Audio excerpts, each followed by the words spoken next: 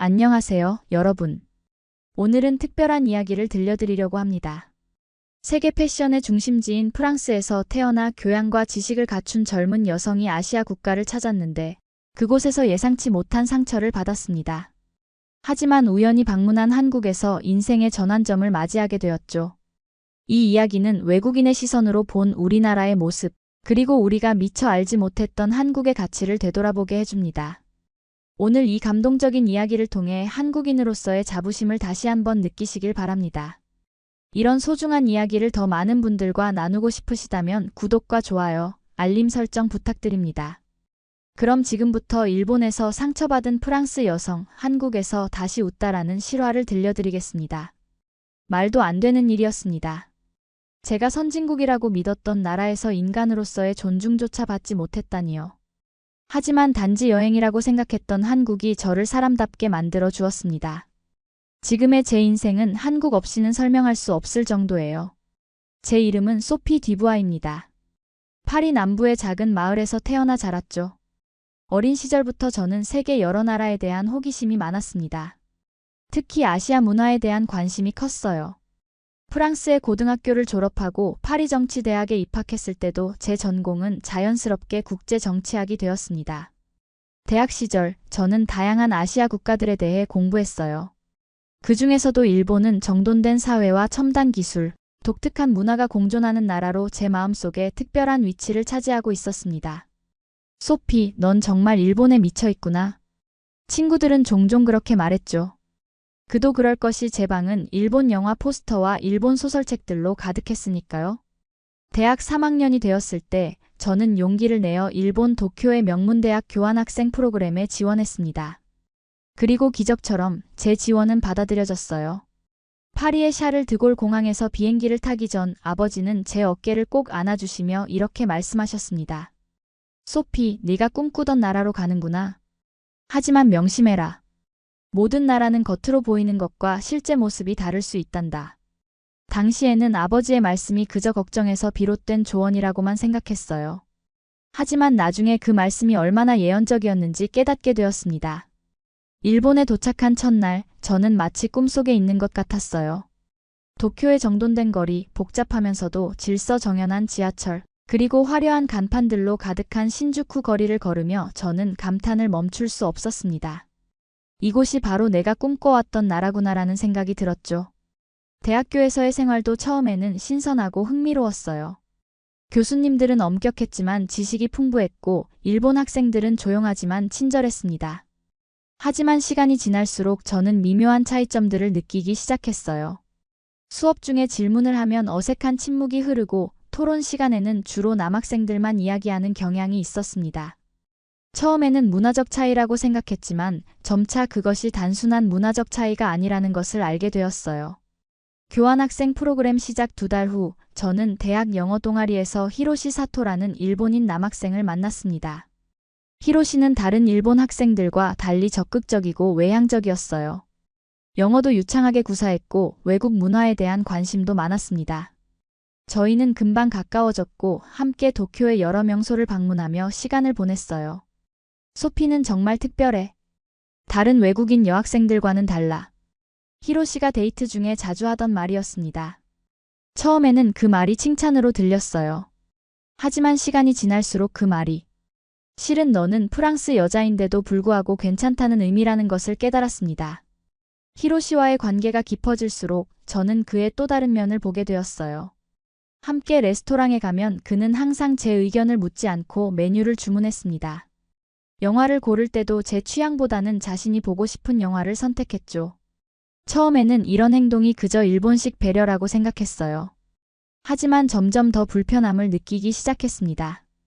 결정적인 사건은 히로시의 친구들과 함께한 식사 자리에서 일어났어요. 그날 저는 일본의 정치 상황에 대해 의견을 말했습니다. 그러자 히로시는 친구들 앞에서 웃으며 이렇게 말했어요. 여자가 뭘 알아? 그냥 예쁘게 있어. 그 순간 저는 얼굴이 화끈거리는 것을 느꼈습니다. 마치 누군가가 제 존재 가치를 부정한 것 같았어요. 그날 밤 숙소로 돌아오는 길에 저는 생각했습니다. 이게 내가 꿈꿔왔던 일본의 모습인가?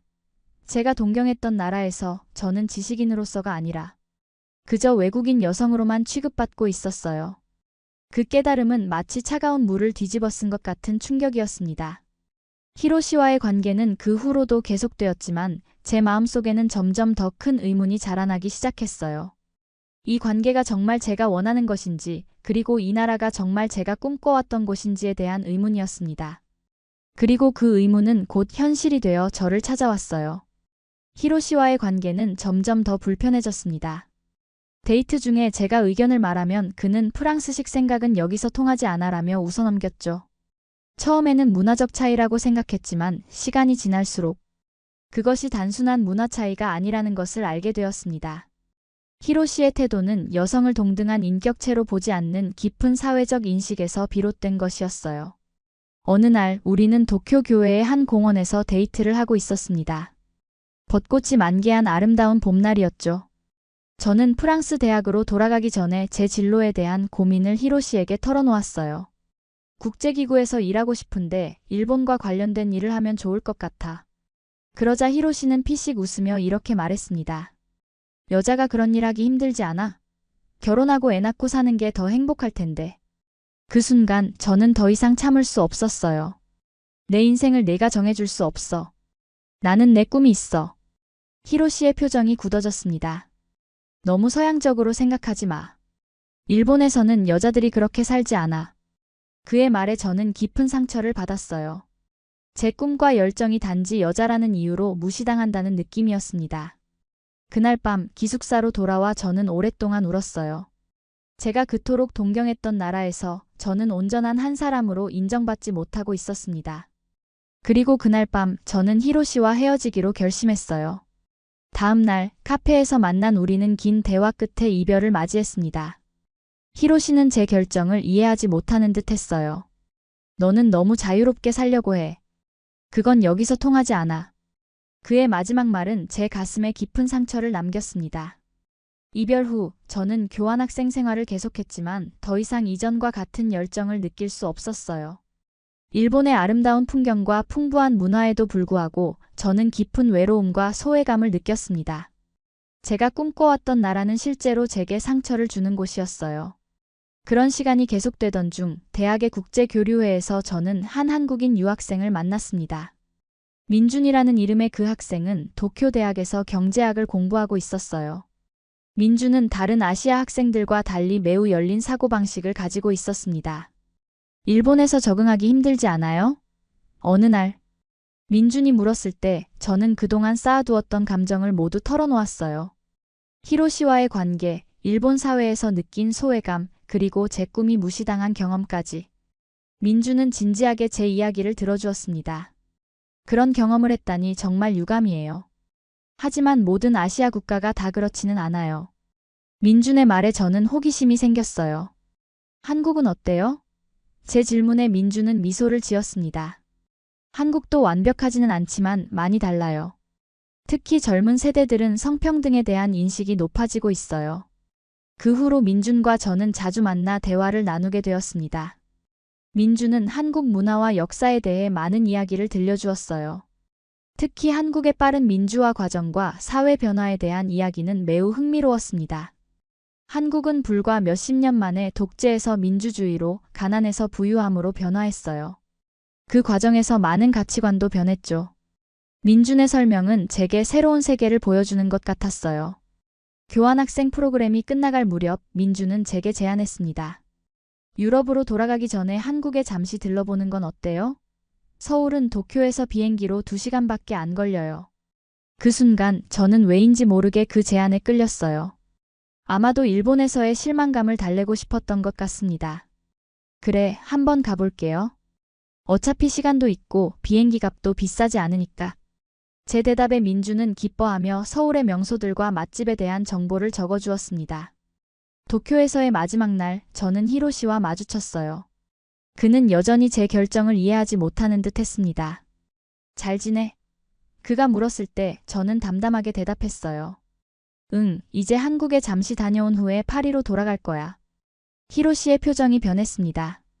한국? 왜 거기에 가? 일본보다 훨씬 뒤떨어진 나라인데. 그의 말에 저는 더 이상 상처받지 않았어요. 오히려 이제 저는 더 넓은 시각으로 세상을 볼 준비가 되어 있었습니다. 모든 나라에는 배울 점이 있어. 난 직접 경험해보고 싶어. 제 대답에 히로시는 더 이상 할 말이 없어 보였어요. 우리는 어색한 작별 인사를 나누고 각자의 길을 갔습니다. 다음 날 저는 하네다 공항에서 김포공항행 비행기에 올랐어요. 창밖으로 보이는 도쿄의 풍경을 바라보며 저는 생각했습니다. 이 여행이 내게 어떤 의미가 될까? 그때는 몰랐지만 그 짧은 비행은 제 인생을 완전히 바꿔놓을 여정의 시작이었습니다. 김포공항에 도착했을 때 저는 특별한 기대 없이 한국행 비행기에 올랐던 제 모습을 떠올렸습니다. 그저 며칠 동안 여행하다 파리로 돌아가면 되겠지라는 생각이었죠. 하지만 공항에 발을 디딘 순간부터 뭔가 다른 느낌이 들었어요. 첫 번째 놀라움은 공항 직원들의 태도였습니다. 일본에서는 매우 공식적이고 다소 딱딱한 응대를 받았던 것과 달리 한국의 공항 직원들은 따뜻한 미소와 함께 저를 맞이했어요. 웰컴 투 코리아 라고 말하는 출입국 심사관의 눈빛에서 진심이 느껴졌습니다. 민준이 추천해준 호텔은 서울 중심부 명동에 위치해 있었어요. 공항에서 호텔까지 가는 동안 저는 버스 창문 밖으로 펼쳐지는 서울의 풍경을 구경했습니다. 고층 빌딩과 전통 건물이 공존하는 모습, 활기찬 거리의 모습이 인상적이었어요. 호텔에 체크인한 후 저는 민준이 적어준 리스트를 보며 첫날 일정을 계획했습니다. 경복궁, 인사동, 그리고 저녁에는 한강공원이라고 적혀 있었어요. 저는 가벼운 마음으로 첫 번째 목적지인 경복궁으로 향했습니다. 지하철을 타는 순간부터 저는 또 다른 놀라움을 경험했어요. 사람들이 질서정연하게 줄을 서서 지하철을 기다리는 모습, 노약자를 위해 자리를 양보하는 젊은이들의 모습이 눈에 띄었습니다. 특히 인상적이었던 것은 한 노인이 지하철에 탔을 때 주변의 여러 젊은이들이 동시에 일어나 자리를 양보하려 했던 장면이었어요.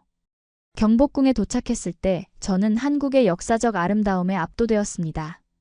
웅장한 궁궐 건물들과 정갈한 정원이 조화를 이루는 모습이 마치 시간 여행을 하는 듯한 느낌을 주었어요.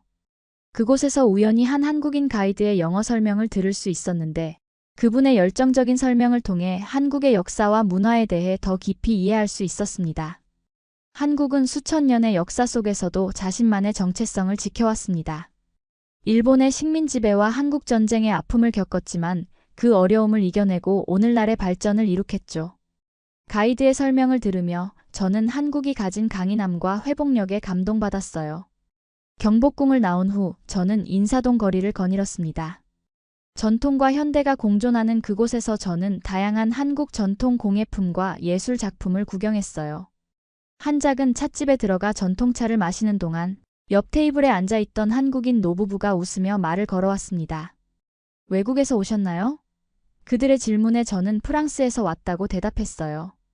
그러자 그들은 매우 반가워하며 한국에 대한 인상을 물었습니다. 저는 솔직하게 제 느낌을 이야기했어요. 아직 하루밖에 되지 않았지만 사람들이 정말 친절하고 도시가 활기차네요. 그 말에 노부부는 기뻐하며 제게 꼭 가봐야 할 장소들을 추천해 주었습니다. 심지어 그들은 제 다음 목적지인 한강공원까지 가는 가장 좋은 방법까지 자세히 설명해 주었어요. 한강에서 야경을 보면 정말 아름다워요. 꼭 맥주 한잔 하면서 즐기세요. 라고 할머니가 말씀하셨을 때 저는 이런 따뜻한 교류가 얼마나 소중한지 느꼈습니다. 저녁이 되어 한강공원에 도착했을 때 저는 그 노부부의 말씀이 옳았다는 것을 깨달았어요. 한강을 따라 펼쳐진 서울의 야경은 정말 환상적이었습니다. 강변에는 많은 사람들이 돗자리를 펴고 음식을 나누어 먹거나 음악을 들으며 즐기고 있었어요. 저는 용기를 내어 근처 편의점에서 맥주와 몇 가지 간식을 사서 강변에 앉았습니다. 그때 옆에 앉아있던 젊은 여성 그룹이 저를 향해 미소 지었어요. 혼자 오셨어요? 저희와 함께 하실래요? 그들의 제안에 저는 기쁘게 수락했습니다. 그들은 대학생들로 영어를 공부하고 있다며 저와 대화하기를 원했어요. 프랑스에서 왔다고요? 와, 정말 로맨틱한 나라잖아요. 그들의 호기심 어린 질문들에 저는 즐겁게 대답했습니다. 그리고 저도 그들에게 한국에 대한 질문을 했어요. 한국 젊은이들은 주로 어떤 꿈을 가지고 있나요? 그 질문에 그들은 진지하게 답했습니다. 물론 안정적인 직장을 갖는 것도 중요하지만 요즘은 많은 젊은이들이 자신만의 길을 찾고 싶어 해요. 창업을 하거나 예술가가 되거나 세계를 여행하는 것 같은 꿈들이죠. 그들의 대답에서 저는 일본에서 만났던 또래들과는 다른 열정과 다양성을 느꼈어요. 대화가 깊어질수록 저는 그들이 자신의 의견을 자유롭게 표현하고 서로의 생각을 존중하는 모습에 감명받았습니다. 남녀 간의 대화에서도 특별한 위계나 차별 없이 모두가 동등하게 의견을 나누는 모습이 인상적이었어요. 밤이 깊어가는 동안 우리는 한국 문화, 프랑스 문화, 그리고 젊은이들의 꿈과 고민에 대해 이야기했습니다. 헤어질 때 그들은 저에게 연락처를 남기며 서울에 있는 동안 또 만나요. 라고 말했어요. 그날 밤 호텔로 돌아가는 길에 저는 이상한 감정을 느꼈습니다. 그것은 마치 오랜 친구들과 시간을 보낸 후의 따뜻함과 같았어요. 호텔 방에 누워 저는 오늘 하루 경험한 모든 것을 되돌아보았습니다. 경복궁의 장엄함, 인사동의 아기자기함, 한강의 아름다움, 그리고 무엇보다 만난 모든 사람들의 따뜻함이 제 마음속에 깊은 인상을 남겼어요. 그리고 문득 제가 일본에서 느끼지 못했던 무언가를 여기서 느끼고 있다는 것을 깨달았습니다. 그것은 바로 존중이었어요. 한국에서 저는 단지 외국인 여성이 아니라 한 사람으로서 존중받는 느낌이었습니다. 다음 날 아침 저는 새로운 에너지로 가득 찬 채 일어났습니다. 호텔 조식을 먹으며 오늘의 일정을 계획했어요. 민준이 추천한 리스트에는 북촌 한옥마을, 남산 서울타워, 그리고 저녁에는 홍대 거리가 적혀 있었습니다. 북촌 한옥마을로 향하는 길, 저는 우연히 한 작은 카페에 들어갔어요. 그곳에서 저는 인상적인 경험을 했습니다. 주문을 하려고 카운터에 섰을 때 직원은 영어 메뉴판을 건네주며 친절하게 설명해 주었어요. 그리고 제가 주문한 커피가 나왔을 때 그녀는 작은 전통과자 하나를 함께 내어주었습니다. 처음 오신 외국인 손님께 드리는 작은 선물이에요. 한국의 맛을 느껴보세요. 그녀의 따뜻한 미소와 배려에 저는 깊은 감동을 받았어요. 이런 작은 친절이 여행자에게 얼마나 큰 의미를 주는지 그녀는 알고 있었을까요? 커피를 마시고 북촌 한옥마을에 도착했을 때 저는 시간 여행을 한 듯한 느낌이 들었습니다. 좁은 골목길을 따라 늘어선 전통 한옥들, 그리고 그 사이로 보이는 현대적인 서울의 풍경이 묘한 대비를 이루고 있었어요. 저는 천천히 골목을 거닐며 한옥의 아름다움을 감상했습니다. 한 한옥 체험관에 들어갔을 때 저는 전통 한복을 입어볼 기회가 있었어요. 화려한 색상의 한복을 입고 거울을 보니 마치 다른 사람이 된 것 같았습니다.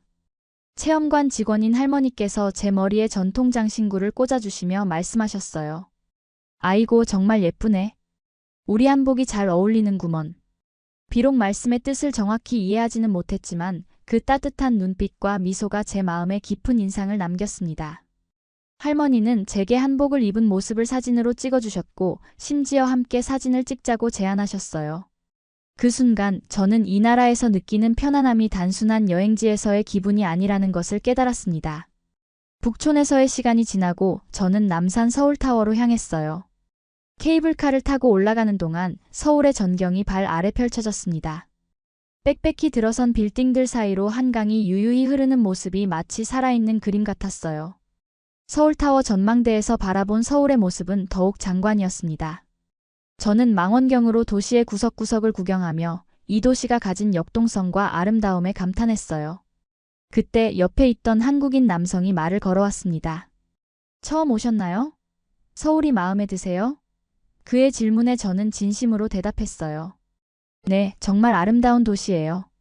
사람들도 매우 친절하고요. 그는 미소를 지으며 말했습니다. 서울은 지난 50년 동안 엄청나게 변했어요. 제 아버지 세대는 이런 고층 빌딩들을 상상조차 못했을 거예요. 우리는 잠시 서울의 역사와 발전에 대해 이야기를 나누었습니다. 그는 한국의 급속한 경제 성장과 민주화 과정에 대해 설명해 주었어요. 한국은 많은 어려움을 겪었지만 우리 국민들의 의지와 노력으로 여기까지 왔어요. 물론 아직도 해결해야 할 문제들이 많지만 우리는 계속 발전하고 있죠. 그의 이야기를 들으며 저는 한국인들의 자부심과 희망을 느낄 수 있었어요. 그것은 제가 일본에서 느끼지 못했던 미래를 향한 열정과 가능성이었습니다. 저녁이 되어 홍대 거리에 도착했을 때 저는 또 다른 서울의 모습을 만났어요.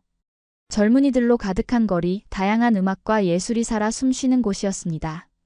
작은 공연장에서는 인디 밴드들이 열정적인 공연을 펼치고 있었고 거리 곳곳에서는 젊은 예술가들이 자신의 작품을 선보이고 있었어요. 한 작은 바에 들어가 맥주를 주문했을 때 옆자리에 앉은 한국인 여성이 웃으며 말을 걸어왔습니다. 혼자 여행 중이세요? 그녀의 이름은 지연이었고 대학에서 영문학을 공부하고 있다고 했어요. 우리는 금방 친구가 되어 문학과 예술 그리고 각자의 문화에 대해 이야기를 나누었습니다. 대화 중에 저는 일본에서의 경험을 조심스럽게 언급했어요. 일본에서 교환학생으로 있었는데 솔직히 말하면 여성으로서 많이 힘들었어요. 지연은 공감하는 표정으로 고개를 끄덕였습니다. 한국도 완벽하지는 않아요. 여전히 성차별이 존재하고 여성들이 겪는 어려움이 있죠. 하지만 많은 것들이 변하고 있어요. 특히 젊은 세대들은 정말 달라요. 지연의 말에서 저는 희망과 변화의 가능성을 느꼈어요. 그녀는 계속해서 한국 사회의 변화에 대해 이야기했습니다. 우리 부모님 세대는 경제적 발전을 위해 많은 희생을 했어요.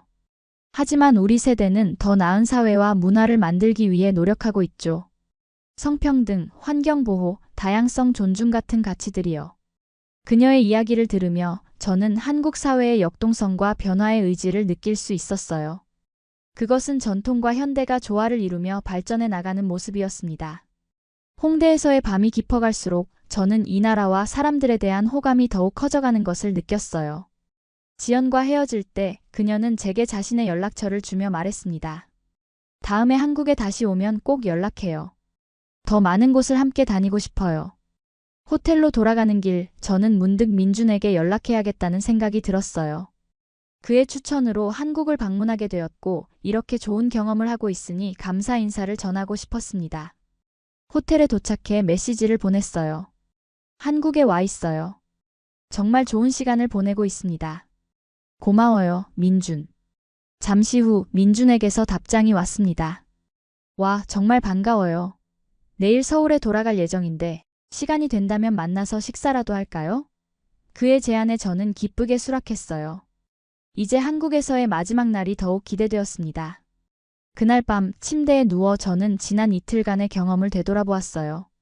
한국은 제가 예상했던 것보다 훨씬 더 매력적이고 따뜻한 나라였습니다. 그리고 여기서 만난 사람들은 제게 단순한 여행지의 현지인이 아니라 진정한 교류와 이해의 대상이었어요. 저는 이 짧은 여행이 제 인생에 어떤 의미를 가져다 줄지 상상조차 할 수 없었습니다. 마지막 날 아침 저는 일찍 일어나 호텔 근처의 작은 시장을 방문했습니다. 그곳은 활기찬 에너지로 가득 차 있었어요. 다양한 음식 냄새가 공기 중에 퍼져 있었고 상인들은 큰 목소리로 손님들을 부르고 있었습니다. 저는 용기를 내어 한 분식점에 들어가 떡볶이를 주문했어요. 처음 드셔요? 조금 맵습니다. 주인 아주머니의 친절한 경고에 저는 웃으며 고개를 끄덕였습니다. 첫 입을 베어 물자마자 매운맛이 입안을 가득 채웠어요. 눈물이 나올 정도로 매웠지만 그 독특한 맛은 묘하게 중독성이 있었습니다. 어떠세요? 아주머니의 물음에 저는 손짓으로 맛있다는 표현을 했어요. 그러자 아주머니는 기뻐하며 작은 김치 접시를 하나 더 내어주셨습니다. 서비스예요. 한국 음식 잘 드시네요. 그 작은 친절에 저는 다시 한번 감동을 받았어요. 시장에서 나와 걷던 중 저는 문자 메시지를 받았습니다. 민준이었어요. 오후 2시에 인사동 근처 전통 찻집에서 만날까요? 저는 기쁘게 수락했고 그때까지 시간이 있었기에 근처 창덕궁을 방문하기로 했습니다. 창덕궁의 아름다운 정원을 거닐며 저는 이 나라의 역사와 문화에 대해 더 깊이 생각하게 되었어요. 수백 년 된 나무들 사이로 비치는 햇살, 조용히 흐르는 연못, 그리고 정교하게 지어진 정자들은 자연과 인간의 조화를 보여주는 듯 했습니다. 가이드 투어에 참여하면서 저는 창덕궁이 유네스코 세계문화유산으로 지정된 이유를 이해할 수 있었어요. 가이드는 이 궁궐이 자연 지형을 존중하며 지어졌다고 설명했습니다. 한국의 전통 건축은 항상 자연을 거스르지 않고 조화를 이루는 것을 중요시했습니다. 그 말을 들으며 저는 한국 문화에 내재된 조화와 균형의 가치를 느낄 수 있었어요. 시간이 흘러 2시가 가까워질 무렵 저는 인사동으로 향했습니다. 민준이 말한 찻집은 조용하고 아늑한 한옥을 개조한 곳이었어요. 민준은 이미 도착해 저를 기다리고 있었습니다. 소피, 정말 반가워요. 한국은 어때요? 민준의 반가운 인사에 저는 지난 이틀간의 경험을 열정적으로 이야기했어요. 북촌의 한옥들, 한강의 야경, 홍대의 활기찬 분위기, 그리고 무엇보다 만났던 모든 사람들의 따뜻함에 대해 말했습니다. 정말 좋은 경험을 하셨네요. 민주는 미소를 지으며 말했어요. 사실 처음에 한국에 오라고 제안했을 때 그냥 여행지로서 추천한 거였는데 소피가 이렇게 깊은 인상을 받을 줄은 몰랐어요. 차를 마시며 우리는 더 깊은 대화를 나누었습니다. 민주는 자신이 일본 유학을 선택한 이유, 그리고 한국으로 돌아가기로 결정한 이유에 대해 이야기했어요. 일본은 많은 면에서 배울 점이 있는 나라예요. 하지만 저에게는 결국 한국이 더 맞았어요. 여기서 제가 꿈꾸는 일을 할 수 있을 것 같았거든요. 민준의 꿈은 지속 가능한 에너지 기업을 창업하는 것이었습니다. 그는 열정적으로 자신의 비전을 설명했어요. 한국은 변화의 속도가 빠르고 새로운 아이디어에 열려 있어요. 물론 어려움도 많지만 그만큼 기회도 많죠. 그의 이야기를 들으며 저는 다시 한번 한국 사회의 역동성과 가능성을 느꼈어요. 그리고 문득 제 자신의 미래에 대해서도 생각하게 되었습니다. 프랑스로 돌아간 후 저는 무엇을 하게 될까요? 민준, 솔직히 말하면 일본에서의 경험 후에 아시아에 대한 환상이 많이 깨졌었어요. 하지만 한국에서 보낸 이 짧은 시간 동안 제 생각이 많이 바뀌었어요. 제 고백에 민주는 진지하게 고개를 끄덕였습니다. 모든 나라에는 좋은 면과 나쁜 면이 있어요. 완벽한 곳은 없죠. 하지만 중요한 건 우리가 더 나은 방향으로 변화하려고 노력하는 거라고 생각해요. 민준의 말은 제 마음에 깊은 울림을 주었어요. 대화가 계속되면서 민준은 제게 한국어 몇 마디를 가르쳐 주었습니다. 감사합니다. 안녕하세요. 맛있어요. 같은 간단한 표현들이었어요. 저는 서툰 발음으로 따라 말했고 우리는 함께 웃었습니다. 시간이 빠르게 흘러 어느새 저녁이 되었어요. 민주는 제게 진정한 한국 식사를 대접하고 싶다며 한 전통 한식당으로 저를 안내했습니다. 그곳에서 우리는 다양한 반찬들과 함께 불고기를 먹었어요. 한국 음식의 특별한 점은 나눔의 문화예요. 민준이 설명했습니다. 모든 사람이 같은 반찬을 나누어 먹고 서로를 배려하며 식사를 해요. 이런 작은 것들이 한국 문화의 본질을 보여준다고 생각해요. 식사를 마치고 우리는 근처 작은 공원을 산책했습니다. 밤하늘에 별들이 빛나고 있었고 서울의 밤은 평화로웠어요. 민주는 갑자기 질문했습니다. 소피, 앞으로의 계획은 어떻게 되나요? 프랑스로 돌아가면 뭘 하실 거예요? 저는 잠시 생각에 잠겼어요. 사실, 확실하지 않아요. 대학을 졸업하면 국제기구에서 일하고 싶었지만 최근에는 그 꿈이 조금 흐릿해졌어요. 제 고민을 들은 민주는 잠시 침묵했다가 말했습니다. 혹시 한국에 좀 더 머물러 보는 건 어떨까요? 서울에는 외국인들을 위한 다양한 기회가 있어요. 언어교사나 문화교류 프로그램 같은 것들이요. 그의 제안은 갑작스러웠지만 묘하게 끌리는 것이 사실이었어요. 그게 가능할까요? 제 질문에 민주는 웃으며 고개를 끄덕였습니다. 물론이죠. 제가 도울 수 있는 것들이 있을 거예요. 만약 관심이 있다면 몇 가지 정보를 알려드릴 수 있어요. 그날 밤 호텔로 돌아오는 길에 저는 민준의 제안에 대해 깊이 생각했습니다. 한국에 더 머무른다는 것은 제 인생의 계획을 완전히 바꾸는 일이었어요.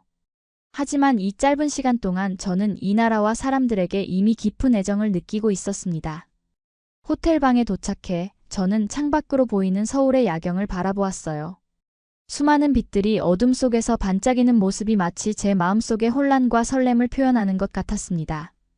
그리고 그 순간 저는 결심했어요. 좀 더 이 도시에서 시간을 보내보자. 이 나라가 내게 더 알려줄 것들이 있을 거야. 다음 날 아침 저는 비행기 표를 바꾸기 위해 항공사에 연락했습니다. 일주일 후로 귀국 일정을 미루었어요. 그리고 민준에게 메시지를 보냈습니다.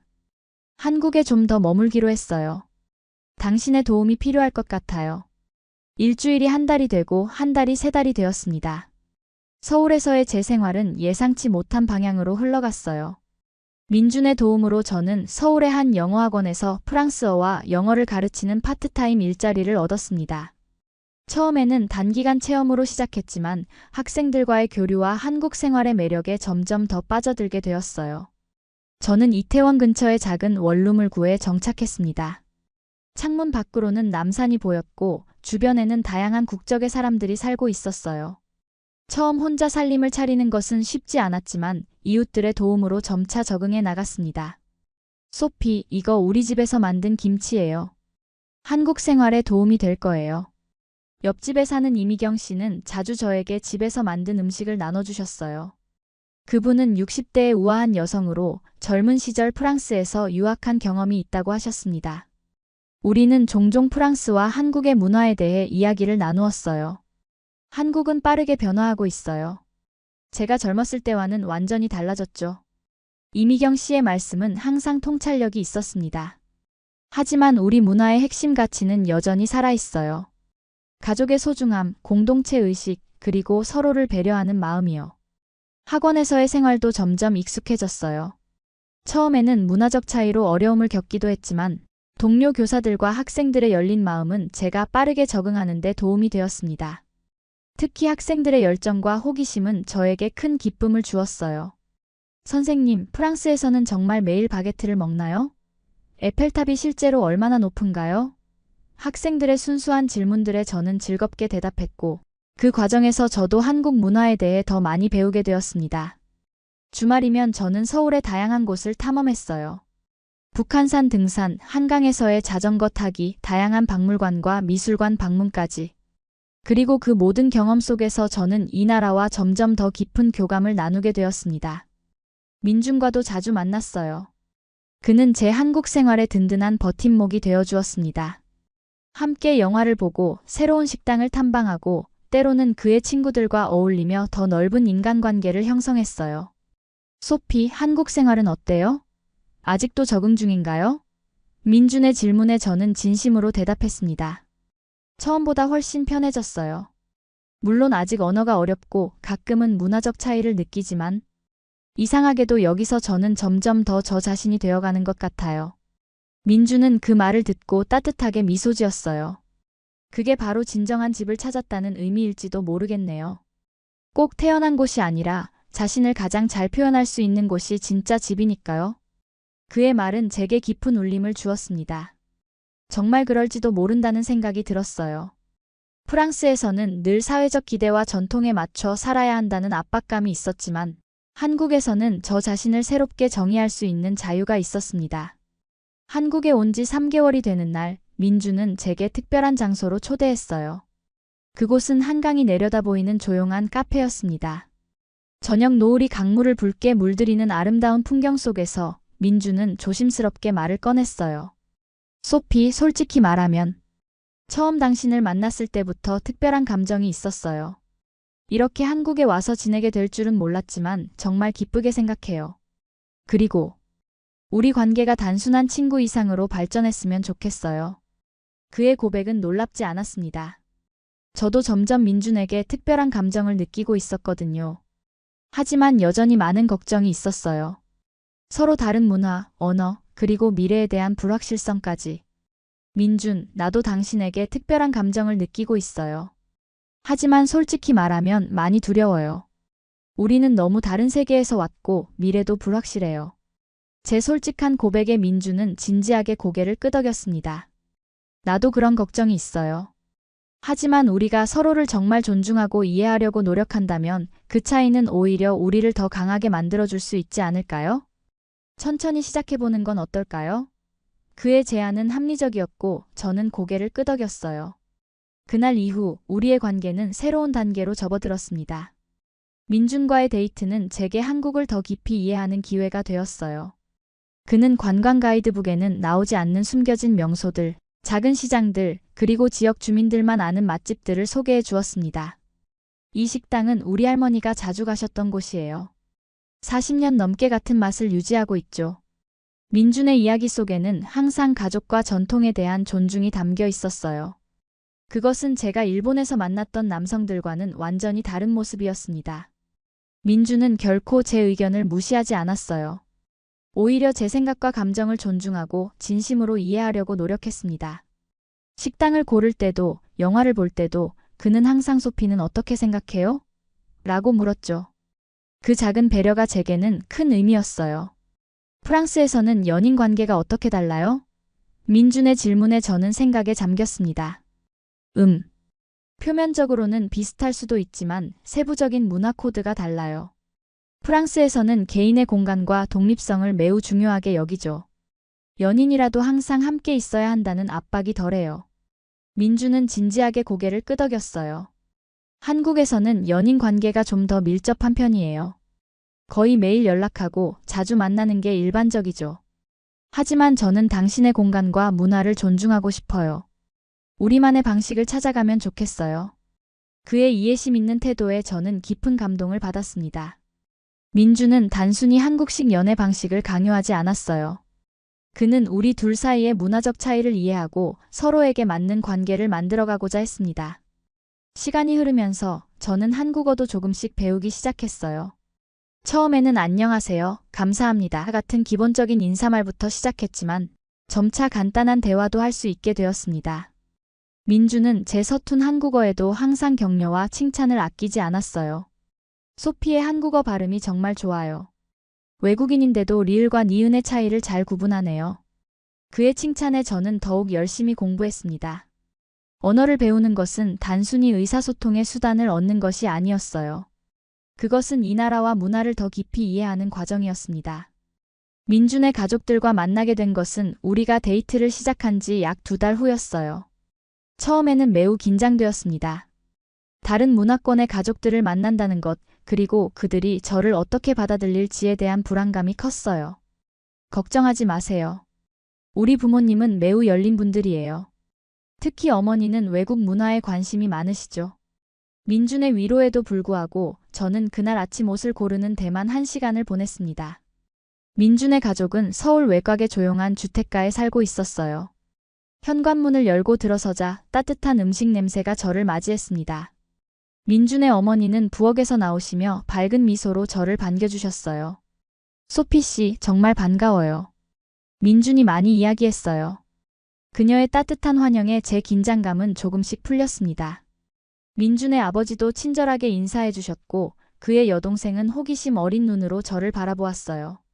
식사 시간 동안 우리는 다양한 주제로 대화를 나누었습니다.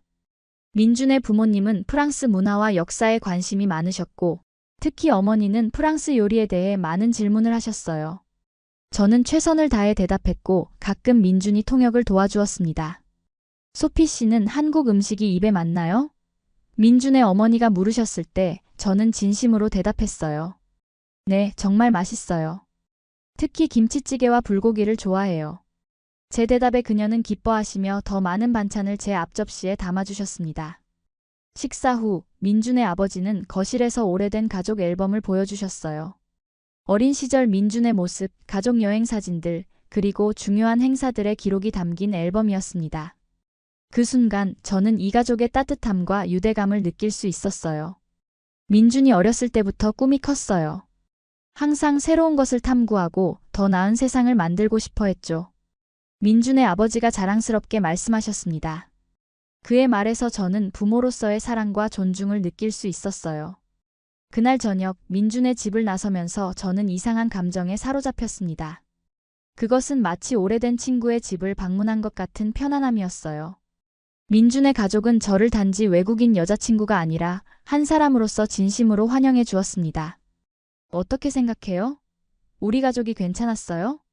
돌아가는 길에 민준이 물었어요. 저는 손을 꼭 잡으며 대답했습니다. 정말 따뜻한 가족이에요. 당신이 이런 가족 속에서 자랐다는 것이 이해가 돼요. 민준은 기쁜 듯이 미소 지었습니다. 그날 이후 저는 종종 민준의 가족을 방문하게 되었어요. 명절이나 특별한 날에는 함께 시간을 보냈고 민준의 어머니에게서 한국 요리도 배웠습니다. 특히 김치를 담그는 법을 배웠을 때 저는 단순한 음식 만들기를 넘어 문화적 전통을 경험하는 듯한 느낌이었어요. 소피가 만든 김치가 정말 맛있네요. 한국 사람보다 더 잘 담그는 것 같아요. 민준의 어머니의 칭찬은 제게 큰 자부심을 주었습니다. 그것은 제가 이 문화에 조금씩 융화되고 있다는 증거였어요. 한국 생활 6개월이 지났을 무렵 저는 중요한 결정을 내려야 했습니다. 프랑스의 대학에서 졸업장을 받기 위해 돌아가야 했거든요. 잠시 귀국해서 학업을 마무리할지 아니면 한국에 남아 다른 길을 모색할지 고민이 되었어요. 어떤 결정을 내리든 저는 당신을 지지할 거예요. 민준의 말은 큰 위로가 되었지만 결정은 여전히 어려웠습니다. 한국에서의 생활이 행복했지만 제 미래와 경력에 대한 걱정도 있었어요. 깊은 고민 끝에 저는 프랑스로 잠시 돌아가 학업을 마무리하기로 결정했습니다. 그리고 그 후에 다시 한국으로 돌아와 더 장기적인 계획을 세우기로 했어요. 민주는 제 결정을 존중해 주었고 우리는 이 기간을 어떻게 극복할지 함께 계획을 세웠습니다. 6개월 정도면 졸업하고 돌아올 수 있을 거예요. 그동안 우리는 화상통화로 자주 연락하고 가능하면 서로 방문하는 것도 좋겠죠. 우리의 계획은 단순했지만 현실적이었어요. 그리고 무엇보다 서로에 대한 신뢰와 존중이 바탕이 되어 있었습니다. 프랑스로 떠나기 전날 밤 민주는 특별한 저녁 식사를 준비했어요. 한강이 내려다 보이는 레스토랑에서 우리는 지난 6개월의 추억을 되돌아보았습니다. 첫 만남부터 오늘까지 우리가 함께 걸어온 길은 짧지만 의미로 가득했어요. 소피, 당신을 만난 것은 제 인생의 가장 큰 행운이에요. 이 잠시의 이별이 우리를 더 강하게 만들어줄 거라고 믿어요. 민준의 진심 어린 말에 저는 눈물을 참을 수 없었습니다. 그것은 슬픔의 눈물이 아니라 이 특별한 관계에 대한 감사와 확신의 눈물이었어요. 다음 날 인천국제공항에서 우리는 작별 인사를 나누었습니다. 꼭 돌아올게요. 기다려주세요. 제 말에 민주는 따뜻하게 미소 지었어요. 물론이죠. 저는 여기서 당신을 기다리고 있을게요. 비행기에 오르면서 저는 창밖으로 서울의 마지막 풍경을 바라보았습니다. 6개월 전 저는 단지 여행자로 이 도시에 왔지만 이제는 제 마음의 일부가 여기에 남아 있었어요. 그리고 저는 확신했습니다. 이곳은 제가 반드시 돌아와야 할 곳, 제 영혼이 평화를 찾은 곳이라고. 파리로 돌아온 첫날 저는 이상한 이질감을 느꼈습니다. 오랫동안 꿈꿔왔던 고향이었지만 모든 것이 낯설게 느껴졌어요. 몽마르트의 좁은 골목길, 센 강을 따라 늘어선 부키니스트들, 심지어 에펠탑의 웅장한 모습까지도 제게는 더 이상 예전과 같은 감동을 주지 않았습니다. 소피, 한국에서 많이 변했구나. 저의 가장 친한 친구 클레어는 제가 달라진 것을 금방 알아챘어요. 우리는 오랜만에 만나 카페에 앉아 이야기를 나누고 있었습니다. 더 자신감 있어 보여. 그리고 뭔가 평화로워 보여. 클레어의 말에 저는 미소를 지었어요. 맞아, 많이 변한 것 같아. 한국에서 보낸 시간이 내게 정말 특별했거든. 저는 한국에서의 경험, 만난 사람들, 그리고 무엇보다 민준과의 관계에 대해 이야기했습니다. 와, 정말 동화 같은 이야기구나. 아시아 남자들이 서구 여성들에게 그렇게 존중하고 배려한다고는 생각 못했어. 클레어의 말에서 저는 우리 사회에 깊이 뿌리내린 편견을 발견했어요. 그것은 제가 예전에 가졌던 편견과 비슷했습니다. 모든 사람이 다 달라. 국적이나 인종으로 사람을 판단하는 건 너무 단순한 생각이야. 민준은 그냥 민준이야. 그는 자신만의 가치관과 인격을 가진 사람이지. 제 대답에 클레어는 잠시 생각에 잠겼습니다. 대학으로 돌아가 학업을 마무리하는 과정은 생각보다 순탄하지 않았어요. 6개월간의 한국 생활 후 다시 프랑스의 교육 시스템에 적응하는 것이 쉽지 않았습니다. 하지만 저는 목표가 있었어요. 학위를 받고 다시 한국으로 돌아가는 것. 민준과는 거의 매일 화상통화를 했습니다. 12시간의 시차에도 불구하고 우리는 서로의 일상을 공유하고 응원했어요. 그의 창업 준비 과정, 제 논문 작성의 어려움, 그리고 서로가 겪는 작은 일상의 기쁨과 슬픔까지. 오늘 창업 지원금 신청이 통과됐어요. 이제 본격적으로 사무실을 구할 수 있게 됐죠. 민준의 기쁜 소식에 저는 진심으로 축하했습니다. 그의 꿈이 하나씩 현실이 되어가는 모습을 지켜보는 것은 큰 행복이었어요. 소피, 프랑스에서의 생활은 어때요? 적응은 잘 되고 있어요? 민준의 질문에 저는 솔직하게 대답했습니다. 사실 조금 어려워요. 이상하게도 내 고향인데 오히려 더 이방인 같은 느낌이 들어요. 한국이 더 그리워요. 그런 대화가 있은 후 민준은 저를 놀라게 했어요. 어느 날 갑자기 파리에 도착한 것입니다. 깜짝 선물이에요. 소피가 힘들어한다는 걸 알고 꼭 만나고 싶었어요. 그의 갑작스러운 방문은 제게 큰 힘이 되었습니다. 일주일 동안 우리는 파리의 곳곳을 함께 돌아다녔어요. 루브르 박물관, 몽마르트 언덕, 베르사유 궁전까지. 민준의 눈을 통해 파리를 다시 보니 저도 고향의 아름다움을 새롭게 발견할 수 있었습니다. 파리는 정말 아름다운 도시예요. 역사와 문화가 살아 숨쉬는 곳이죠. 민준의 감탄에 저는 미소를 지었어요. 맞아요. 사실 너무 익숙해져서 그 아름다움을 잊고 있었던 것 같아요. 당신과 함께 보니 다시 새롭게 느껴져요. 민준은 제 가족들도 만났습니다. 처음에 부모님은 아시아에서 온 남자친구에 대해 약간의 의구심을 가지고 있었어요.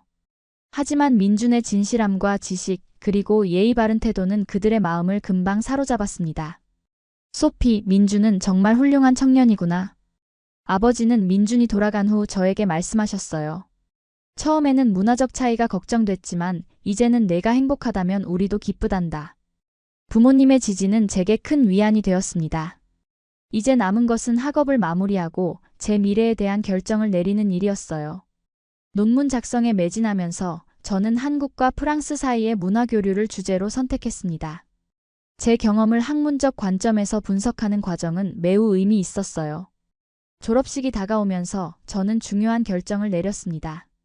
한국으로 돌아가 민준과 함께 미래를 계획하기로 했어요. 이것은 단순한 연애 결정이 아니라 제 인생의 방향을 결정하는 중요한 선택이었습니다. 한국에서 어떤 일을 하고 싶어요? 민준이 물었을 때 저는 이미 계획을 세워두었어요.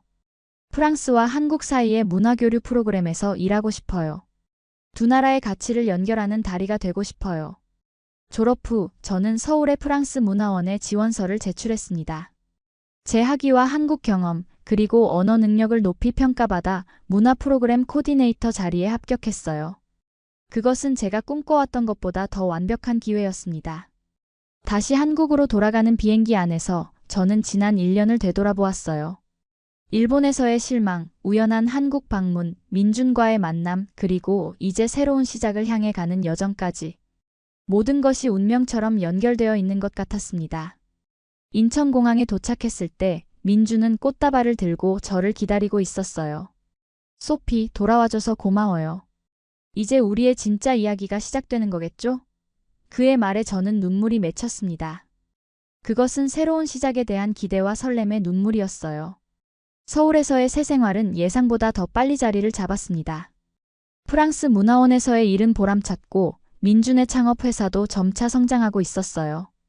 우리는 강남 근처의 아파트를 함께 임대했고 새로운 보금자리를 꾸미는 과정에서 더 깊은 유대감을 형성했습니다. 이 소파는 어때요? 프랑스 스타일이지만 한국 집에도 잘 어울릴 것 같아요. 가구를 고르는 일에서부터 우리는 두 문화의 조화를 찾아갔어요. 그것은 단순한 인테리어를 넘어 우리 관계의 상징이었습니다. 문화원에서의 일은 제게 많은 기회를 가져다 주었어요.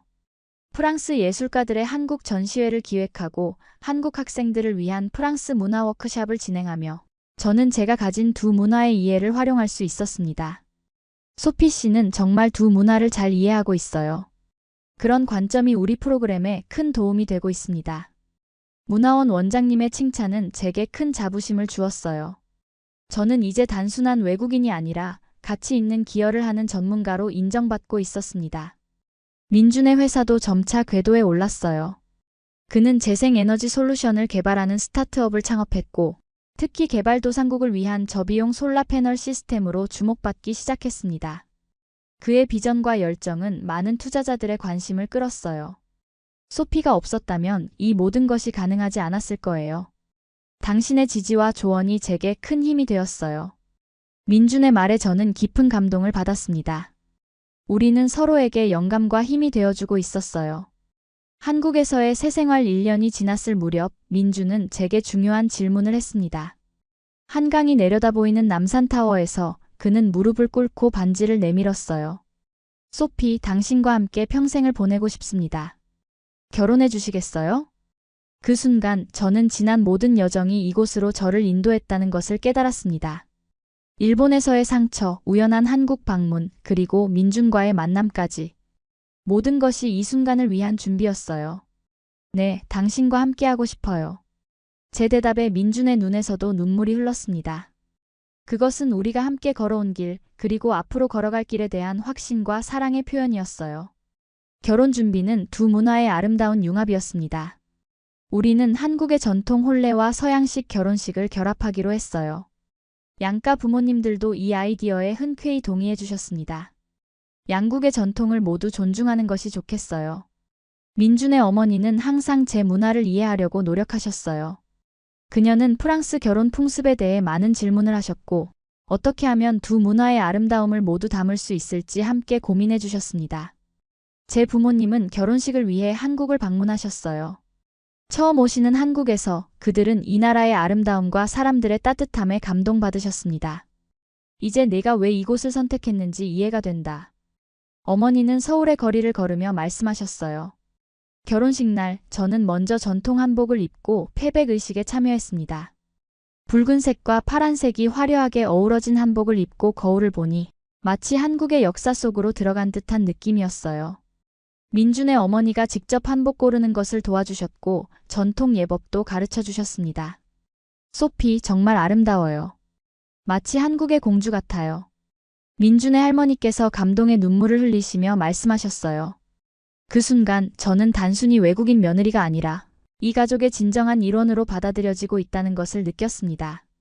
패백 의식 후 저는 화이트 웨딩드레스로 갈아입고 서양식 결혼식을 진행했어요. 프랑스에서 온 가족들과 친구들, 그리고 한국의 지인들이 모두 모인 자리에서 우리는 서로 다른 언어로 사랑의 맹세를 나누었습니다. 민주는 프랑스어로, 저는 한국어로 서로에 대한 약속을 말했어요. GPROMSS DTAI 메어 at DTRESPCTR 포러 REST 디마바이.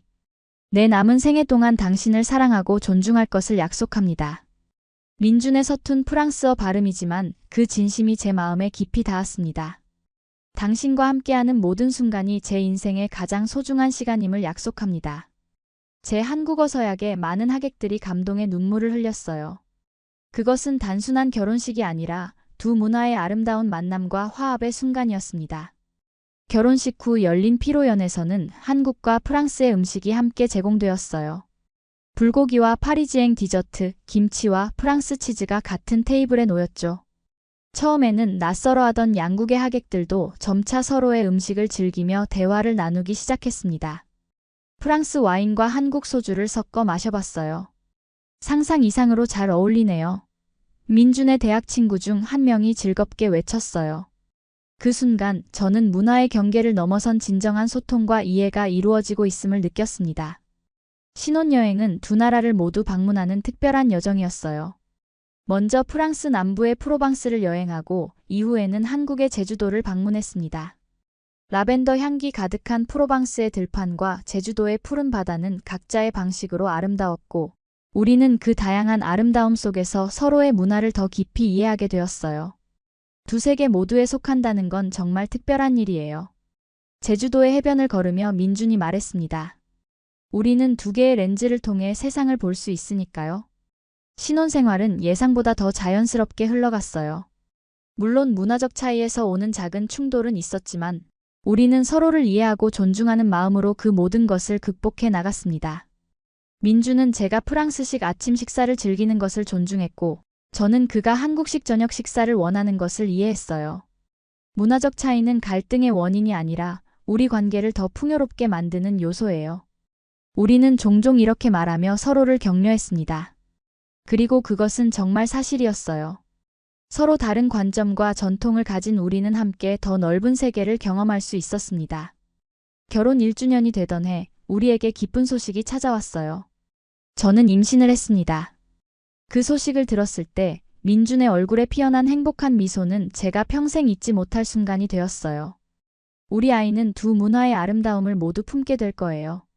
민준은 제 배를 부드럽게 쓰다듬으며 말했습니다. 프랑스의 예술과 철학, 한국의 정서와 가치관을 모두 물려받을 수 있겠죠. 임신 기간 동안 양가 가족들의 지원은 저에게 큰 힘이 되었어요. 특히 민준의 어머니는 한국의 전통적인 임산부 케어 방법을 알려주셨고 제 어머니는 프랑스에서 전해 내려오는 지혜를 공유해 주셨습니다. 두 문화의 지혜가 함께 어우러져 저는 더욱 건강하고 평온한 임신 기간을 보낼 수 있었어요. 한국에서는 임산부가 매운 음식을 피하고 영양가 있는 미역국을 자주 먹어요. 민준의 어머니의 조언에 따라 저는 한국식 산모 음식을 즐겼습니다. 그리고 프랑스식 허브티와 함께 균형 잡힌 식단을 유지했어요. 출산이 가까워올수록 우리는 아이의 이름에 대해 많은 대화를 나누었습니다. 두 문화를 모두 반영하는 이름이었으면 좋겠어요. 우리의 바람은 같았고 결국 우리는 한국어로도 프랑스어로도 발음하기 좋은 이름을 찾아냈어요. 여자아이라면 에밀리, 한국식으로는 에밀리, 남자아이라면 노엘, 한국식으로는 노엘이라고 부르기로 했습니다. 출산의 날이 왔을 때 민주는 제 곁을 한시도 떠나지 않았어요. 진통이 시작되고 병원에 도착했을 때 그는 제 손을 꼭 잡고 끊임없이 용기를 주었습니다. 당신은 정말 강해요, 소피. 당신이 자랑스러워요. 10시간의 진통 끝에 우리의 딸 에밀리가 세상에 나왔어요. 작고 연약한 그녀를 처음 안았을 때 저는 이 세상 모든 사랑을 한 몸에 느꼈습니다. 그녀의 눈은 민준을 닮았고 코와 입은 저를 닮았어요. 두 문화의 완벽한 조화였죠. 안녕, 에밀리. 우리 딸. 민준은 눈물을 글썽이며 작은 딸의 손을 잡았습니다. 그 순간 우리는 더 이상 단순히 한국인과 프랑스인이 아니었어요. 우리는 한 가족이었고 에밀리는 우리의 사랑과 이해가 만들어낸 기적이었습니다. 산후조리 기간 동안 저는 한국의 전통을 따라 미역국을 먹고 몸을 따뜻하게 유지했어요. 민준의 어머니는 매일 병원을 방문해 산모 케어에 도움을 주셨고 제 어머니도 프랑스에서 영상통화로 필요한 조언을 해주셨습니다. 서양에서는 산모가 빨리 활동을 시작하는 경우가 많지만 한국에서는 충분한 휴식을 중요하게 생각해요. 민준의 어머니의 말씀에 저는 두 문화의 접근 방식을 균형 있게 따르려고 노력했어요. 충분한 휴식을 취하면서도 가볍게 움직이며 회복을 도왔습니다. 에밀리가 100일이 되던 날 우리는 한국 전통에 따라 100일 잔치를 열었어요. 붉은색 한복을 입은 에밀리는 마치 작은 공주 같았습니다. 양가 가족들과 친구들이 모여 에밀리의 건강과 행복을 기원했고 우리는 프랑스 샴페인과 한국 떡을 함께 나누며 축하했어요. 에밀리는 정말 행운아예요. 두 문화의 사랑을 듬뿍 받으며 자랄 테니까요. 민준의 아버지가 말씀하셨을 때 모두가 공감하며 고개를 끄덕였습니다. 그것은 우리가 함께 만들어가고 있는 새로운 가족 문화의 시작이었어요. 육아는 우리에게 새로운 도전이었지만 두 문화의 지혜를 결합하여 우리만의 방식을 찾아갔습니다. 프랑스식 육아의 독립성과 한국식 육아의 따뜻한 보살핌을 조화롭게 결합했어요. 에밀리는 한국어와 프랑스어를 동시에 배우기 시작했고 두 언어 사이를 자연스럽게 오가는 모습이 놀라웠습니다. 엄마, 저 배고파요. JAIFAIM 3살이 된 에밀리는 두 언어를 섞어 사용하곤 했어요. 그녀의 이중 언어 능력은 우리가 준 가장 소중한 선물 중 하나였습니다. 시간이 흐르면서 우리 가족은 서울에서 안정적인 삶을 꾸려나갔어요. 저는 프랑스 문화원에서 디렉터로 승진했고 민준의 회사도 아시아 전역으로 사업을 확장했습니다. 에밀리는 건강하고 호기심 많은 아이로 자라났어요. 소피, 가끔 우리의 여정을 되돌아보면 정말 신기해요. 어느 저녁 에밀리를 재운 후 테라스에서 와인을 마시며 민준이 말했습니다. 일본에서의 그 우연한 만남이 없었다면 우리는 지금 여기 없었을 거예요. 그의 말에 저는 깊이 공감했어요. 때로는 가장 어두운 순간이 우리를 가장 밝은 빛으로 인도하는 것 같아요. 일본에서의 실망이 없었다면 한국을 방문하지 않았을 테고 당신도 만나지 못했겠죠. 우리는 잔을 부딪히며 지난 여정과 앞으로의 미래에 건배를 했습니다. 창밖으로 서울의 밤 풍경이 펼쳐져 있었고 그 빛나는 도시의 불빛들은 마치 우리의 희망과 꿈을 비추는 것 같았어요. 이곳이 진정한 내 집이라는 생각이 들어요. 저는 서울의 야경을 바라보며 말했습니다. 단지 물리적인 장소가 아니라 내 마음이 평화를 찾은 곳이요. 민주는 따뜻한 눈빛으로 저를 바라보았어요. 당신이 한국을 집이라고 부를 때마다 내 가슴이 따뜻해져요.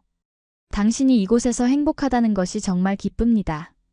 그날 밤 잠들기 전 저는 일기에 이렇게 적었습니다.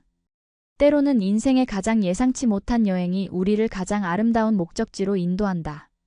내게 한국은 단순한 나라가 아니라 내 영혼이 깨어난 곳이다. 그리고 민주는 단순한 파트너가 아니라 내 삶의 의미를 함께 찾아가는 동반자이다. 에밀리가 5살이 되던 해 우리 가족에게 또 다른 변화가 찾아왔습니다. 민준의 회사가 유럽 시장 진출을 계획하게 되었고 그 책임자로 민준이 선정된 것이죠. 이것은 우리 가족에게 중요한 결정의 순간이었어요. 서울에서의 안정된 생활을 뒤로하고 파리로 이주해야 했기 때문입니다. 소피, 어떻게 생각해요? 파리로 가는 것이 당신에게는 고향으로 돌아가는 일이겠지만 에밀리와 내게는 큰 변화일 거예요. 민주는 조심스럽게 제 의견을 물었습니다. 저는 깊이 생각했어요. 파리는 제 고향이었지만 이제 서울도 제 마음의 고향이 되어 있었거든요. 솔직히 말하면 양가 감정이 들어요. 파리로 돌아가는 것은 기쁘지만 서울을 떠나는 것은 슬프기도 해요. 하지만 우리 가족이 함께라면 어디든 행복할 수 있을 거예요.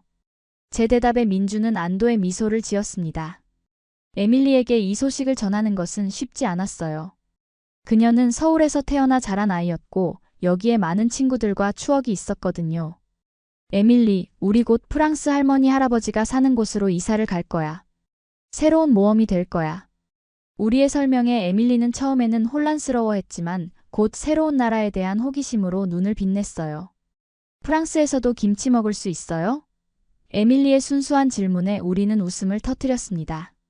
물론이지, 엄마가 직접 만들어줄게. 그리고 프랑스에는 맛있는 크로와상과 치즈도 많단다. 저의 대답에 에밀리는 만족한 듯 고개를 끄덕였어요. 이사를 준비하는 과정은 우리 가족의 이중 문화적 정체성을 다시 한번 깨닫게 해주었습니다. 어떤 물건을 가져갈지, 어떤 것을 남길지 결정하는 것부터가 문화적 선택이었어요. 민준의 어머니가 주신 전통 도자기, 제 부모님이 선물한 프랑스 그림, 에밀리의 한복과 프랑스 동화책들.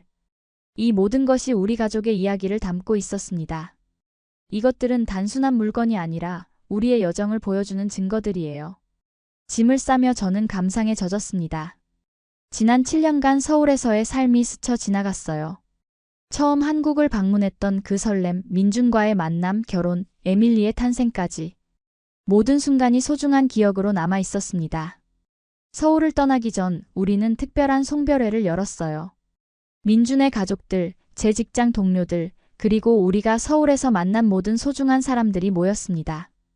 그 자리에서 민준의 어머니는 제게 특별한 선물을 주셨어요. 소피, 이것은 우리 가족 대대로 내려온 비녀예요.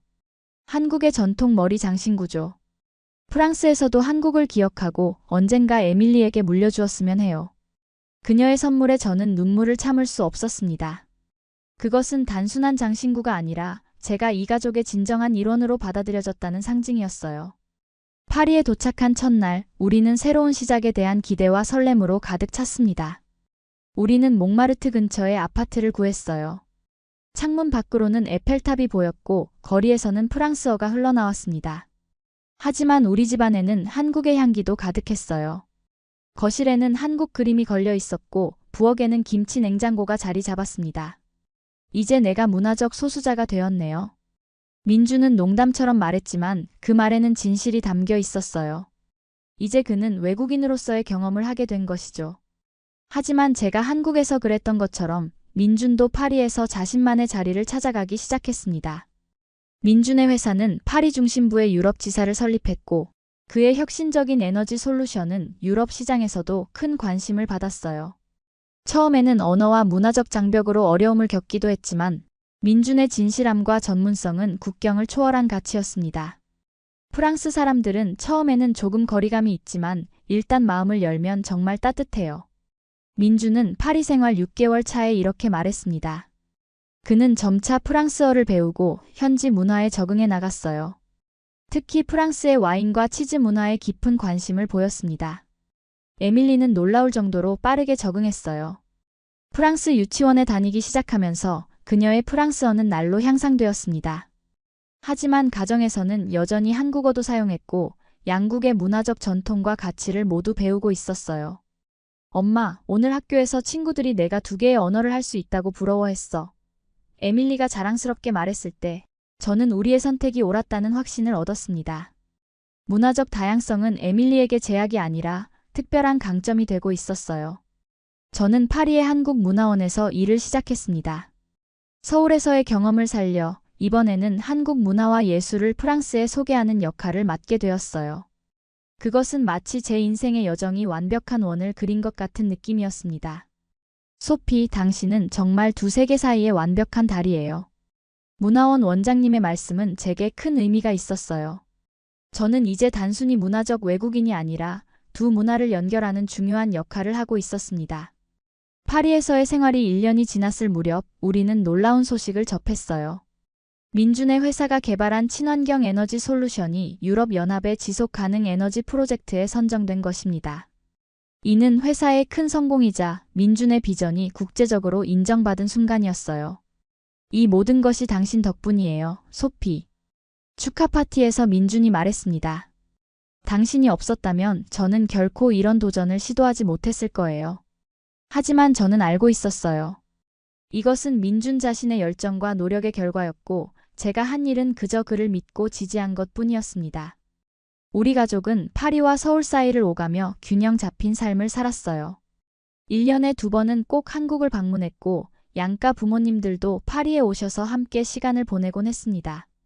에밀리는 양국의 명절과 전통을 모두 경험하며 자라났고 그 과정에서 풍요로운 문화적 감수성을 발전시켰어요. 우리 가족은 경계를 넘나드는 사람들이에요. 민준이 종종 말하곤 했습니다. 우리는 국적이나 문화로 정의되지 않아요. 우리는 우리 자신의 이야기를 만들어가고 있죠. 그의 말은 깊은 진리를 담고 있었어요. 우리는 더 이상 단순히 프랑스인과 한국인의 결합이 아니었습니다. 우리는 우리만의 고유한 가족 문화를 창조해 나가고 있었고 에밀리는 그 새로운 문화의 첫 세대였어요. 파리에서의 삶이 3년째 접어들 무렵 우리에게 또 다른 기쁜 소식이 찾아왔습니다. 저는 2번째 아이를 임신한 것이었어요.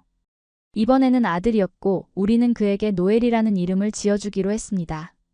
이제 우리 가족이 완전해지는 것 같아요. 민주는 초음파 사진을 보며 감동의 눈물을 흘렸습니다. 에밀리도 동생이 생긴다는 소식에 매우 기뻐했어요. 저는 좋은 누나가 될 거예요. 동생에게 한국어와 프랑스어를 모두 가르쳐 줄 거예요.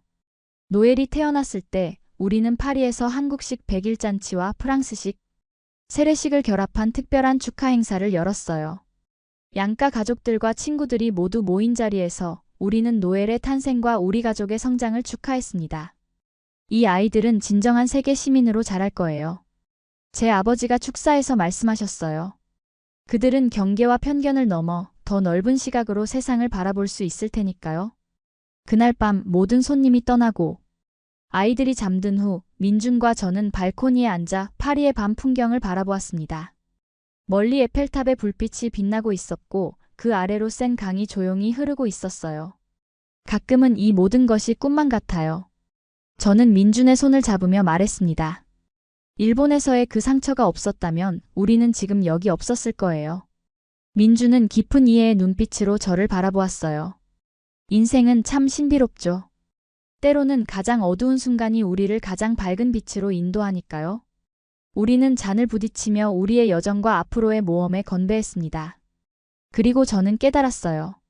진정한 선진국이란 기술이나 경제력이 아니라 사람을 어떻게 대하는가에 달려 있다는 것을. 그리고 한국은 제게 그 소중한 진리를 가르쳐준 나라였습니다. 시간은 빠르게 흘러갔습니다. 에밀리는 12살, 노엘은 7살이 되었어요. 우리 가족은 파리와 서울을 오가며 국제적인 삶을 살고 있었습니다. 아이들은 두 나라의 언어와 문화를 자연스럽게 습득했고 그 과정에서 넓은 세계관을 형성해 나갔어요. 엄마, 제 친구들은 제가 부럽대요. 두 나라의 집이 있고 2개의 언어를 할 수 있다고요. 어느 날 에밀리가 학교에서 돌아와 말했습니다. 그녀의 말에 저는 깊은 만족감을 느꼈어요. 한때 저에게 문화적 차이가 고통이었던 것과 달리 우리 아이들에게는 그것이 자랑스러운 정체성이 되어 있었습니다. 민준의 회사는 유럽 전역으로 확장되었고 특히 개발도상국을 위한 저비용 친환경 에너지 솔루션으로 국제적인 명성을 얻었어요. 그는 종종 아프리카와 아시아의 여러 나라를 방문하며 프로젝트를 진행했고 때로는 우리 가족도 함께 동행했습니다. 아이들에게 다양한 세계를 보여주고 싶어요. 민주는 종종 이렇게 말했어요. 그들이 자신들보다 덜 가진 사람들의 현실을 이해하고 세상에 기여하는 삶을 살았으면 해요. 저 역시 경력이 성장했습니다. 한국문화원에서의 경험을 바탕으로 저는 유네스코의 문화 다양성 프로그램에 참여하게 되었어요. 제 역할은 다양한 문화 간의 이해와 협력을 증진하는 것이었고 제 개인적인 경험은 이 일의 큰 자산이 되었습니다. 소피는 살아있는 문화 교류의 증인이에요. 유네스코 동료가 한 말이 기억납니다. 당신의 이야기는 많은 사람들에게 영감을 주고 있어요. 저의 경험담은 점차 더 많은 사람들에게 알려지기 시작했어요. 처음에는 유네스코 내부 발표로 시작했지만 점차 다양한 국제 포럼과 컨퍼런스에서 제 이야기를 나누게 되었습니다. 문화적 경계를 넘어선 사랑과 이해라는 주제로 저는 일본에서의 상처, 한국에서의 치유, 그리고 두 문화 사이에서 가족을 이루게 된 여정을 공유했어요. 당신의 이야기는 단순한 개인사가 아니라 문화적 편견을 넘어선 인간 이해의 가능성을 보여줍니다. 한 국제 컨퍼런스 후 한 참가자가 말했어요. 그의 말에 저는 깊은 감동을 받았습니다. 제 개인적인 경험이 다른 사람들에게 의미 있는 메시지가 될 수 있다는 사실이 놀라웠어요. 어느 날 한 출판사로부터 제 이야기를 책으로 출간하자는 제안을 받았습니다. 처음에는 망설였지만 민준의 격려와 지지로 저는 용기를 내어 수락했어요. 당신의 이야기는 많은 사람들에게 희망과 용기를 줄 수 있어요. 특히 문화적 경계에서 고민하는 이들에게요. 민준의 말은 항상 제게 힘이 되었습니다. 책을 쓰는 과정은 저에게 깊은 성찰의 시간이었어요. 지난 15년간의 여정을 되돌아보며 저는 그 모든 순간이 제가 지금의 나가 되는데 얼마나 중요했는지 깨달았습니다. 일본에서의 상처조차도 저를 더 강하고 이해심 있는 사람으로 만들어 주었어요. 때로는 우리를 아프게 하는 경험이 가장 큰 성장을 가져다 주기도 해요. 책의 서문에 저는 이렇게 적었습니다. 중요한 것은 그 아픔에서 무엇을 배우고 어떻게 앞으로 나아가느냐 하는 것이죠. 책이 출간되자 예상보다 더 큰 반향을 일으켰어요. 많은 독자들, 특히 서로 다른 문화 사이에서 살아가는 이들이 제 이야기에 공감하고 위로받았다는 메시지를 보내왔습니다. 특히 국제 결혼을 한 부부들, 해외에서 생활하는 이주민들, 그리고 문화적 정체성으로 고민하는 젊은이들에게 제 책은 작은 등불이 되었어요. 소피의 책을 읽고 용기를 얻었어요. 저도 한국인 남편과 프랑스에서 살고 있는데 많은 부분이 공감되었습니다. 한 독자의 편지는 제게 큰 감동을 주었어요. 제 개인적인 경험이 다른 이들에게 도움이 된다는 사실이 가장 큰 보람이었습니다. 책의 성공으로 저는 더 많은 강연 요청을 받게 되었고 심지어 일본에서도 초청을 받았어요. 처음에는 일본을 다시 방문한다는 생각에 약간의 불안감이 있었지만 이제는 그 상처를 완전히 치유하고 더 넓은 시각으로 바라볼 수 있는 시간이라고 생각했습니다. 도쿄에서의 강연은 특별한 경험이었어요. 제가 한때 상처받았던 그곳에서 이제는 문화적 이해와 존중의 메시지를 전하고 있다는 사실이 감동적이었습니다. 강연 후 많은 일본 여성들이 저에게 다가와 자신들의 이야기를 나누었고 일부는 한국에 대한 새로운 시각을 갖게 되었다고 말했어요. 소피 씨의 이야기를 들으면서 우리 사회가 여성과 외국인에 대해 더 많은 존중과 이해가 필요하다는 것을 깨달았습니다. 한 일본 여대생의 말에 저는 깊은 감명을 받았어요. 제 경험이 작은 변화의 씨앗이 될 수 있다는 희망이 생겼습니다. 도쿄에서의 일정을 마치고 우리 가족은 특별한 여행을 계획했어요. 바로 민준과 제가 처음 만났던 대학교를 방문하는 것이었습니다. 에밀리와 노엘에게 우리의 시작점을 보여주고 싶었거든요. 여기서 엄마와 아빠가 처음 만났어요. 캠퍼스를 걸으며 민준이 아이들에게 설명했습니다. 그때는 우리가 이렇게 가족이 될 줄은 꿈에도 몰랐죠. 아이들은 호기심 어린 눈으로 주변을 둘러보았어요. 그럼 엄마가 일본에 오지 않았다면 우리는 태어나지 않았을 수도 있어요? 노엘의 질문에 우리는 미소 지었습니다. 그래, 인생은 참 신비로워. 작은 선택들이 모여 우리의 운명을 만들어가는 거야. 제 대답에 에밀리가 깊은 생각에 잠긴 표정으로 말했어요. 그럼 우리는 정말 운이 좋은 거네요. 엄마가 용기를 내서 한국에 간 덕분에요. 그 순간 저는 깊은 감동을 느꼈습니다. 제 선택이 단지 저 자신의 인생뿐만 아니라 이 소중한 아이들의 존재로 이어졌다는 사실이 경이로웠어요. 모든 여정, 심지어 고통스러웠던 순간들까지도 이 아름다운 결과를 위한 필요한 과정이었던 것입니다. 일본에서의 여행을 마치고 우리는 서울로 향했어요. 민준의 부모님은 이제 연로하셨지만 여전히 우리 가족을 반갑게 맞아주셨습니다. 특히 손주들과의 시간을 매우 소중히 여기셨어요. 에밀리와 노엘이 한국 문화를 이해하고 사랑하는 모습이 정말 기쁘구나. 민준의 어머니가 말씀하셨어요. 소피, 네가 아이들에게 한국의 정신을 가르쳐준 것에 감사해. 그 말씀에 저는 깊은 감사함을 느꼈습니다. 저는 단지 제가 받은 사랑과 존중을 아이들에게 전달하고 있을 뿐이었어요. 그리고 그것은 특별히 한국적이거나 프랑스적인 것이 아니라 인간으로서의 보편적 가치였습니다. 서울에서의 시간 동안 우리는 제가 처음 한국을 방문했을 때 갔던 장소들을 다시 찾았어요. 인사동, 경복궁, 한강공원. 15년이 지난 지금 서울은 많이 변해 있었지만 그 따뜻한 정신은 여전했습니다. 이곳이 엄마의 인생을 바꾼 곳이구나. 에밀리가 한강변을 걸으며 말했어요. 저도 언젠가 다른 나라에서 새로운 시작을 할 수 있을까요? 물론이지, 에밀리. 세상은 넓고 가능성은 무한해. 중요한 건 열린 마음으로 다른 문화와 사람들을 받아들이는 거야. 제 대답에 에밀리는 밝게 웃었습니다. 그녀의 웃음 속에서 저는 미래의 가능성을 보았어요. 우리의 여행은 계속되었고 마지막으로 우리는 제주도를 방문했습니다. 푸른 바다와 아름다운 자연 속에서 우리 가족은 소중한 시간을 보냈어요. 아이들은 해변에서 뛰어놀고 한라산을 오르며 자연의 경이로움을 경험했습니다. 제주도의 한 절벽 위에서 우리는 넓은 바다를 바라보며 잠시 명상에 잠겼어요. 이런 순간이 인생의 진정한 의미가 아닐까요? 민준이 조용히 말했습니다. 사랑하는 사람들과 함께 아름다운 세상을 경험하는 것. 그의 말에 저는 깊이 공감했어요. 우리의 여정은 단순한 지리적 이동이 아니라 마음과 영혼의 성장이었습니다. 서로 다른 문화와 배경을 가진 우리가 하나의 가족으로 함께 걸어온 길은 때로는 험난했지만 그 모든 순간이 우리를 더 강하고 지혜롭게 만들어 주었어요.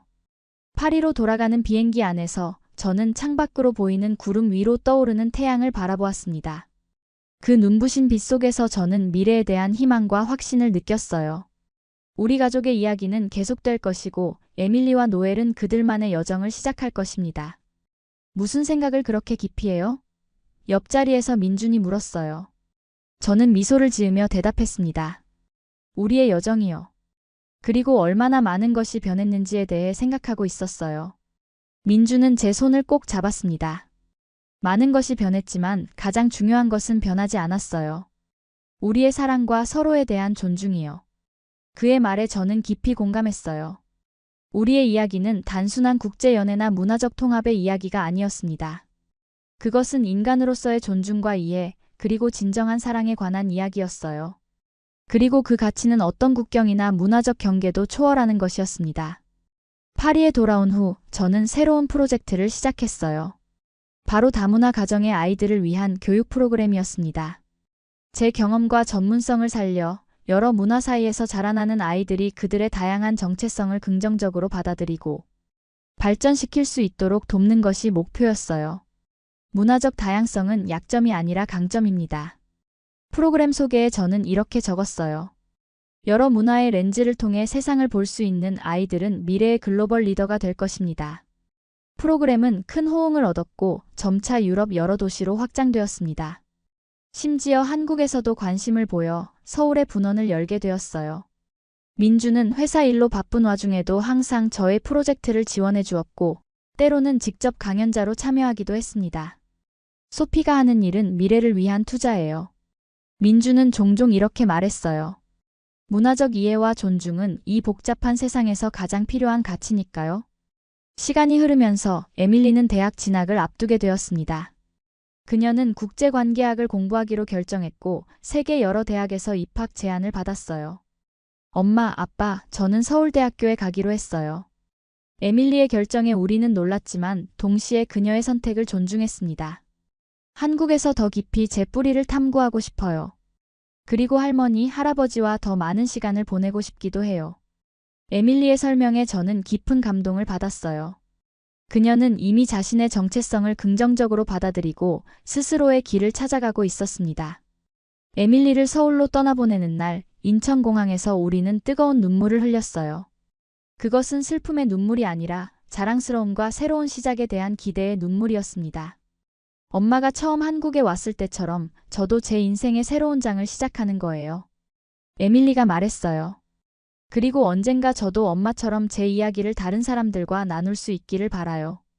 비행기가 이륙하는 것을 바라보며 저는 민준의 손을 꼭 잡았습니다. 우리의 여정이 계속되고 있어요. 이제는 아이들을 통해서요. 민준은 따뜻한 미소로 고개를 끄덕였어요. 그날 밤 파리의 우리 집 테라스에서 별을 바라보며 저는 감사의 기도를 올렸습니다. 일본에서의 상처, 한국에서의 치유, 그리고 이제 프랑스에서의 성취까지. 모든 순간이 제가 지금의 나가 되는데 필요했던 과정이었음을 깨달았어요. 진정한 선진국은 기술이나 경제력이 아니라 사람을 어떻게 대하는가에 달려 있습니다. 제 책의 마지막 문장이 떠올랐어요. 그리고 그것은 제가 한국에서 배운 가장 소중한 교훈이었습니다. 인간으로서의 존중과 이해, 그리고 사랑. 이것이야말로 진정한 발전의 척도가 아닐까요? 별이 빛나는 밤하늘 아래 저는 제 여정에 감사했습니다. 그리고 앞으로 펼쳐질 새로운 장에 대한 기대로 가슴이 벅차올랐어요. 우리의 이야기는 계속될 것이고 그 이야기는 더 많은 사람들에게 희망과 용기를 줄 것입니다. 문화와 국경을 넘어 진정한 인간적 가치를 찾아가는 여정의 이야기를 지금 여러분께 들려드린 일본에서 상처받은 프랑스 여성이 한국에서 다시 웃게 된 이 이야기가 누군가에게 작은 희망이 되기를 바랍니다. 만약 지금 여러분이 다른 문화와 만나 혼란스럽거나 새로운 도전 앞에서 망설이고 있다면 용기를 내어 한 걸음 내딛어 보세요. 그 한 걸음이 여러분의 인생을 완전히 바꿀지도 모릅니다. 이 이야기가 여러분에게 감동을 주었다면 좋아요와 구독, 그리고 댓글로 여러분의 생각을 나눠주세요. 여러분의 이야기도 듣고 싶습니다. 감사합니다.